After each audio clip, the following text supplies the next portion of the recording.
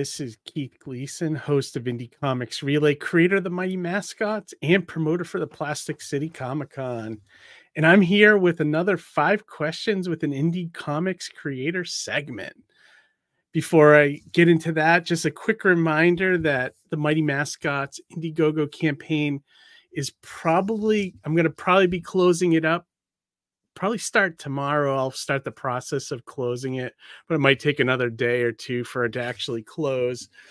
So it's going to be closed this week, and then I'll be moving on to starting to create new issues. And I also have another comic project I kind of want to create. So just want to get this one done, and then, but you'll be able to get, even if you don't get through Indiegogo campaign, I will probably have the new issues on our website. And so you can probably get them there after the fact if you missed out on it, but yeah, so check that out. And the link is below in the description of the video. But all right, yeah, so we are back with another 5 questions with the indie creator segment. Now, I created this segment for the channel to kind of help out when we can't feature a creator on our live stream. And I think I've mentioned in past videos and even sometimes on the live stream, but it seems like from July to about November is like there's such an uptick on crowdfunding. So we are usually only live every other week, but this time of year we kind of go weekly because we have a lot of people to kind of cover and add to the show.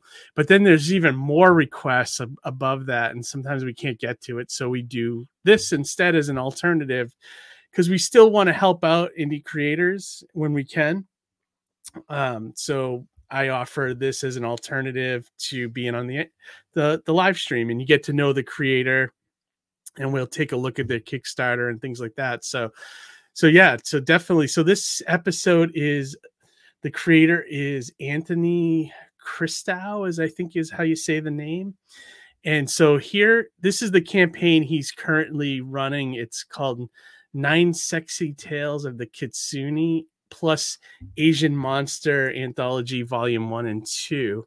So it sounds like he has like 3 different books that are covering, it looks like it's like Asian inspired monsters or something like that. So we're just going to look through this. Yeah. Book of Monsters Anthology series, Asian and Japanese mythology. So that's kind of cool, So just taking a quick look, there's a lot of sexy women here too, which is always part of it, but mixed with monsters and stuff. So you can see here, a lot of it's a little bit unsafe for work, but he has a lot of cool, he's got enamel pins, coins. There's a lot of cool stuff going on in this campaign. And then of course the Asian monsters. So yeah, so really kind of cool. And here's some of the pages from the books. So it looks like a fun little campaign, especially if you're into horror and sexy women, so check it out. The link will be below in the video description. And so we could check this out at your own leisure. And he's getting close to funding. He's about, I'd say, it looks like he's about 75% of the way there. So any help he can get will help him out, so yeah, definitely check it out. So, all right, let me stop sharing that.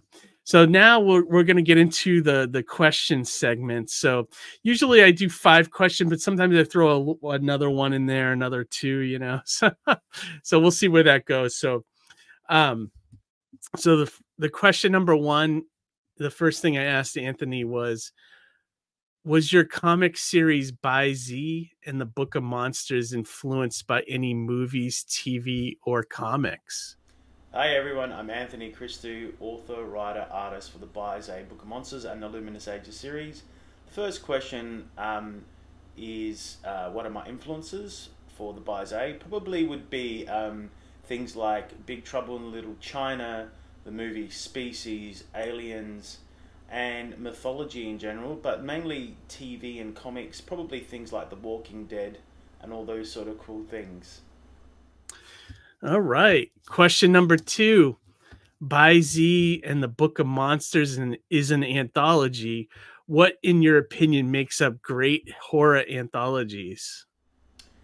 Now, in my view, what makes a really good anthology, I think, is the range of creators on board. So if you have a whole range of artists, writers, all helping on the project, which we've been fortunate enough to have 12 collective artists and writers work with me, and having that, I suppose, that variety and that difference in authors and creators has just made it so much better.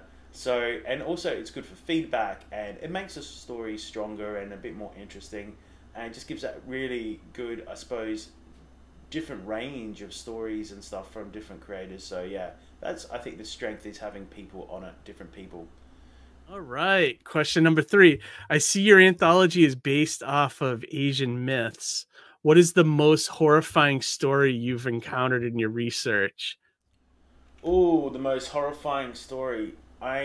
Um I still think it's probably for me the Jiangxi. They're like the hopping vampires where um if you put a note on their head, they stop. We've got them. They feature in our latest second anthology, which has just come out. But I think they're pretty freak out. I remember seeing like a Chinese movie with the hopping zombies. They basically put their hand out and they jump, and the Jiangxi. The only way you can stop them is by putting a magical scroll or a note on their head, and then they stop. And basically a Taoist priest or monk can control them. But that kind of freaked me out, seeing them as a kid, with the big vampire teeth, the big claws, all that sort of stuff. So, um, but I mean, there's a lot of really, I think, in terms of not myth, but even Japanese influence. I think the original Ring from Japan, that was really a scary movie for me. I remember watching even the American Ring movie, and that really freaked me out as a kid growing up. I was like always scared of that one. So. And I don't know, well, it's set in Japan, but I don't know if it comes from a myth. I can't recall it coming from a myth, but there is quite a lot of scary stuff in Japan. All right. Number 4. What was your biggest challenge bringing a horror anthology to life? And can we expect more anthologies from you in the future?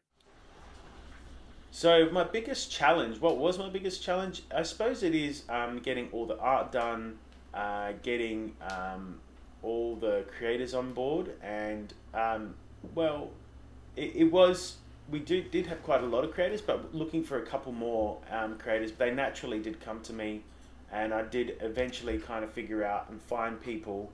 Just I suppose quite easily. It was quite good turnout in the end, but that was a challenge.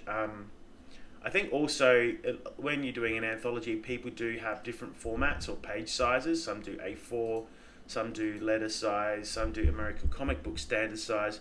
So we've had to like add bleed and make sure that the document, it actually, no one's artwork gets trimmed. So that's a bit of a challenge there as well. Looking to doing another anthology, not next year, maybe the year after. Just depends on how we go. And we kind of did do this on the spur of the moment kind of thing. It happened, I suppose, spontaneously, and but we probably would go with another anthology, 2025, a horror anthology. All right. Question number 5. Are you currently taking submissions from other indie creators? If so, what kind of stories are you primarily looking for? Yeah, we are taking submissions for. We do plan to do a more of a M15 plus. We don't want to go down um, R ratings. We probably want to stick to normal standard horror for the next one, and it's going to also be tied more into Japanese mythology. So we're going to stick to Japanese again. So that answers your next question. What are we looking for?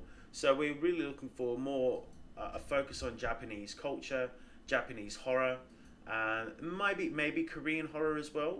I am, and that's another big influence I've got to mention before. Another big influence is the Train to Busan movies and the Korean horror film industry as well, with a lot of the new, I suppose, film directors that are coming out of Korea. That's a big influence as well. So in terms of submissions, We have got a lot of projects slated for 2024, but 2025 we are planning on doing another anthology and coming back in a massive way to really, I suppose, showcase what we can do. We're doing a third, probably a fourth, it'll be a fourth anthology, and minus the NSFW stuff that we've got at the moment, but it will basically be a new anthology with all new stories, all new creators, and some of the old creators as well. And yeah, we look forward to that one. So yeah. What are some of your guilty pleasure horror anthologies, either in comics, movies, or television? What are some of my guilty pleasures? Well, I think I answered it before. I do like to watch The Walking Dead. That's one thing that really I enjoy watching.